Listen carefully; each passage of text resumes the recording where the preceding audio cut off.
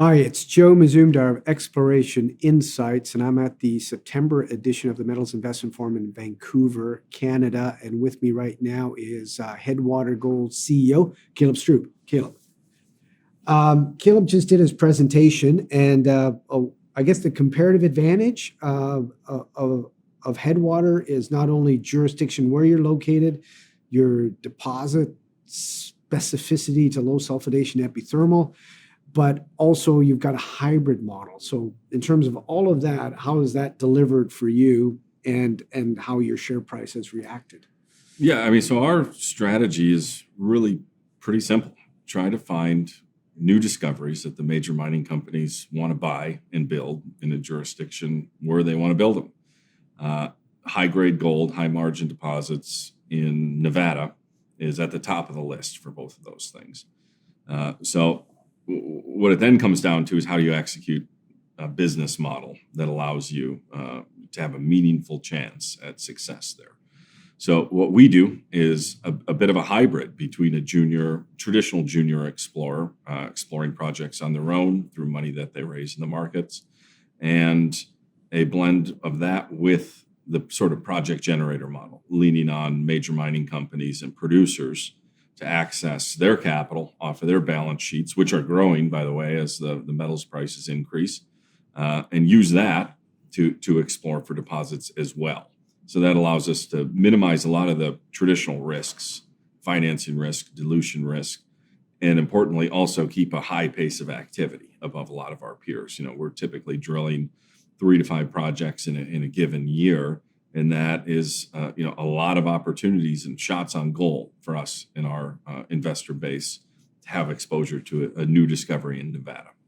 I guess for me, what I like about it is, the retail markets and the financing market, obviously for juniors, comes and goes. But if you have an underlying company funding your news flow regardless, and they also provide you with a management fee, and you basically get the news flow and keep the intellectual property. Is that correct? Yeah. So in our agreements with these majors, we operate the exploration. They fund it to incrementally earn an interest at the asset level.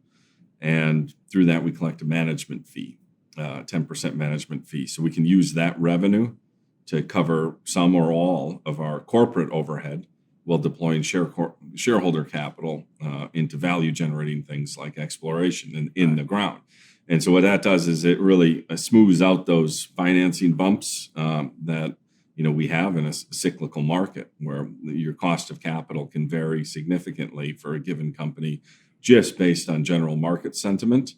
Well, we don't have to raise money as frequently or as much, or in some cases at all in the troughs, where we can still benefit from the peaks. And when our cost of capital is lower, scale up our activities. When it's higher, rely more and more on major mining companies funding our activities. But that's really translated into a ton of optionality and worked out very well for us in the past few years. And it's going to continue to work out well as we enter one of these markets that will reward us for being more aggressive. So maybe we could take that hybrid model and split it up into the joint venture part of it and prospect generation. You've got a few deals with major companies. Maybe we could talk a little bit about those. Yeah, so we have 2 projects in earn-in partnership with Newmont in the Walker Lane, one of which actually we just announced this morning has advanced to the second stage.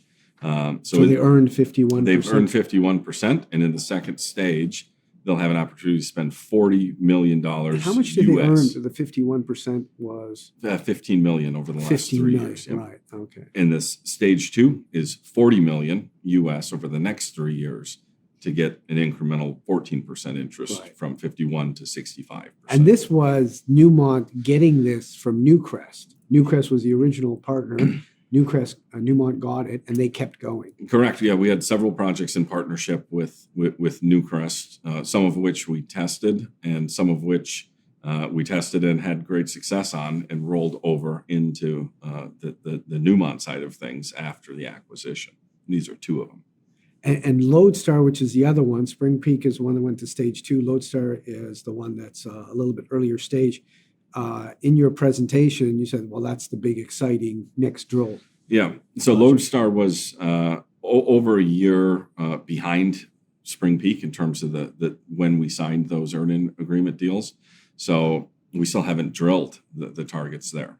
And the more work that we've done on the surface, the more clear it is that is just a sort of a smoking gun analog for the discovery we made nearby at Spring Peak. And yeah, to me, it's, super exciting and it's obvious to me that it's the highest priority untested target in that district right now. And you're drilling that when?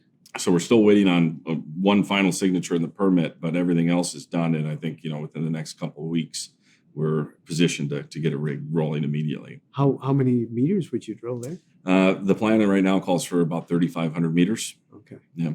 All right. And so that's one. And then you recently, let's say about 2 or 3 weeks ago, announced an agreement with Oceana. Yeah. So we announced an LOI with Oceana to form 3 different earn-in partnerships on 3 projects in northern Nevada. These are, again, high-grade epithermal vein targets, which is right in the wheelhouse of what Oceana operates in their mines worldwide. And very similar deal structure to what we've done with Newmont, where it's a staged earn-in. That one includes $2.5 million US of minimum commitment funding. They have to spend that or pay us the difference in cash for this first period. When does that start? So we announced the LOI, and we're working towards the definitive agreement, getting close to getting that definitive agreement all buttoned up within, hopefully the next couple of weeks. One important feature, though, is we were supplied some advanced capital on that LOI to get all of the drilling, pre-drilling activities sorted out. So we'll effectively be able to start drilling the very moment that we sign the agreement. We'll have rigs on site and ready to go. So in terms of the majors, not only do you have people doing joint ventures, but you also have them taking private placements in the company. Like Newmont owns a stake, as well as Centerra came up, I think it was last year, and it's taken 9.9%. How do you manage all of those different players? Yeah, so Centerra came in at the corporate level in a strategic equity placement for 9.9 just about a year ago. And that was, again, I think an excellent, sort of proof of our execution in the company to have these billion-dollar producers recognize that we're doing something right with, Centerra, Newcrest, Newmont, Oceana, all giving us a vote of confidence. And I think the big deal with Newcrest, you convince them, and then you convince the people that actually bought Newcrest to keep going, and not only keep going, but then move on to stage 2. So taking the hybrid, you do your 100% stuff, and then just recently you announced new ground called the Crane Project in southern Idaho. Yeah, so Crane Creek's a project we've had it for a couple of years, but have been sort of working it up to that drill ready stage by doing geophysics and surface work. And this is one of about a half a dozen projects in the 100% owned side of our portfolio. We've got this pretty much to a drill stage, and among this and 2 other projects, probably there's basically 3 of them in the portfolio on the 100% owned side that are basically ready to go. We do drill things ourselves. We're considering that, but we're in a period of time right now also where there's a lot of interest from potential incoming additional partners. So basically where we're at is strategically weighing the opportunities in front of us to partner some projects, drill some projects, and Crane Creek is one of the 3 that's kind of in the mix with that. So we'll see where that one goes, but we're definitely looking to advance that one in the next 6 to 12 months, one way or another. Okay, so for our audience, to end this, you're well funded, obviously, and the joint ventures are funding themselves. In terms of news flow, Lodestar is coming up. What else should we expect? Yeah, so Lodestar will be, pretty soon, hopefully, if everything comes through as anticipated on the permitting side. You could drill all year? I think the current plan calls the drill base about to the end of the year, but on success, we could extend that, obviously. The Oceana transaction, once that closes, there'll be news on our actual plans and the budgets and the definitive timelines for what we anticipate to do under that earn-in agreement. That should be coming pretty much in that same time frame. And then beyond that, one thing that we didn't really touch on here yet is our portfolio of projects were largely generated ourselves by generative activities that we have done over the last few years and claim staking on open ground. That's our bread and butter, is acquiring 100% owned royalty-free assets. The work that led to this initial portfolio has continued, and we have a whole number of other opportunities that we're pursuing and looking to continue to expand that portfolio. So there could be some new project announcements that come on the heels of that. And there could also be some new partnerships that come on the heels of that. Sometimes it doesn't take that long to get these into new partnerships. Like one of the Oceana projects, Jake Creek, we announced that we picked that up in March, and in August we were able to get it into a deal. And another one, actually, the Hot Creek project, which was an Oceana project, we staked that and announced that a year ago today, and that's already in a deal as well.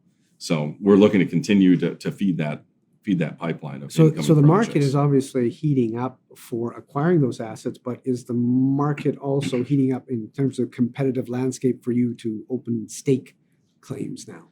I haven't seen a major directional shift of new incoming people. I mean, Nevada in the U.S. is a little bit more challenging to acquire ground than some jurisdictions. You have to physically stake the claims, and there's no large public data sets of geologic. There's no big data repositories of exploration type data. It's usually privately held. Yeah, you have to go to somebody's garage. Or yeah, something. So we have on both of those fronts a competitive advantage where we have a big presence in Nevada.